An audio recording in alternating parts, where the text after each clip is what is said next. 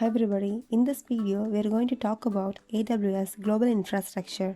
AWS Global Infrastructure is the infrastructure that AWS constructed to run and manage its growing cloud services that supports customers around the world. Let's see about AWS Regions. AWS Regions are independent physical locations around the world.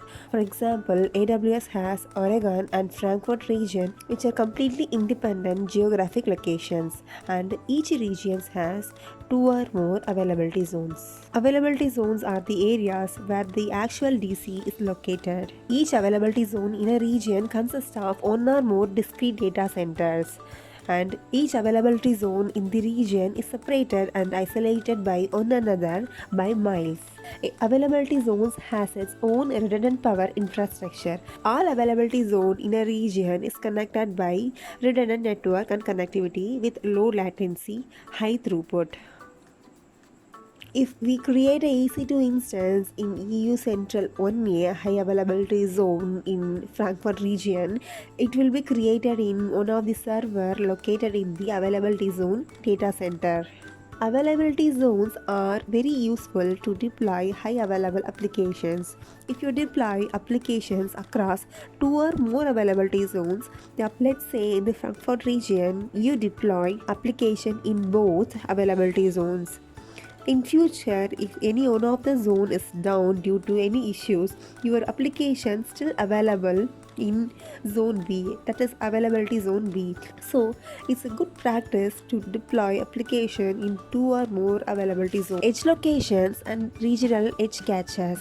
It is used by services such as AWS CloudFront to cache data and reduces latency for end users access by using global content delivery network. For example, if a website is hosted in Oregon region EC2 or S3 with the CloudFront distribution associated, when a user in India accesses the website for the first time, the request goes to the origin and respond back. In the meantime, the data is cached in edge location and regional edge caches. If the same user or different user in the same location access the website again after some time, now the content will be distributed from edge location where the data is cached. By default, the data will be cached for 24 hours, but it can be modified.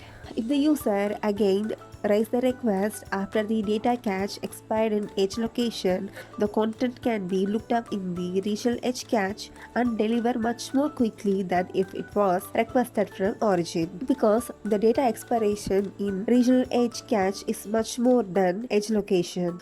The request will be served from origin in case the data is not present in either edge location or the regional edge cache. Local zones.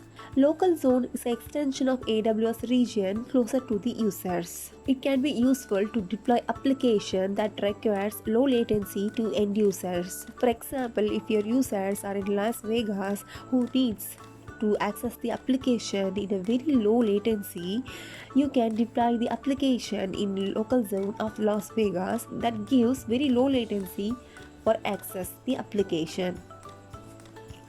And if you have another set of users who are in Los Angeles, you can also enable the local zone of Los Angeles and deploy the application over there in the local zone to provide low latency access to the users. AWS Wavelength. It allows developers to build application that delivers ultra low latencies to 5G devices and users. 5G devices can reach applications in wavelength zones without ever leaving the 5G networks. And again, as same as local zones, it is tied to a region. If some of the users in Los Angeles uses 5G network devices, you can enable wavelength zone in Los Angeles and you can deploy the applications so that the users can access the application without leaving their 5G network. AWS Outpost. It's a server rack that extends AWS infrastructure, services, APIs and tools to customer premise. If a customer needs some application that has to be hosted in their on-premise, they can request Cloud Outpost from AWS. It supports a few services to run in customer data centers.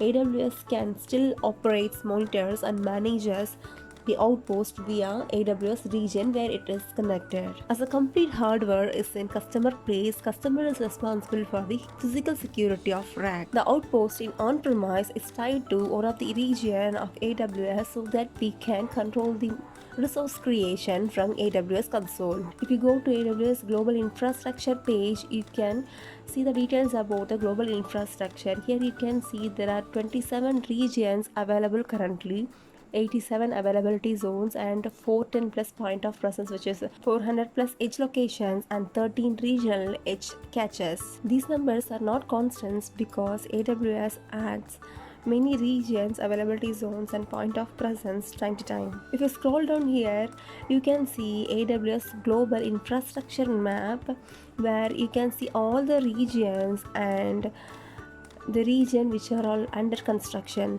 The green ones are the regions which are all available now, and the yellow ones are the regions which are all under construction. You can see here Northern California is launched on 2009 and it has 3 availability zones, and then Oregon is launched on 2011. It has 4 availability zones, 5 local zones, and 5 ALN zones. And this is AWS GovCloud.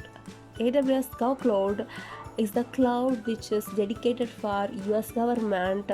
None of the outsiders can access the cloud. Only the government authorities of US government can access the cloud. And there are 17 local zones available as of now, and 28 Wavelength Zones available.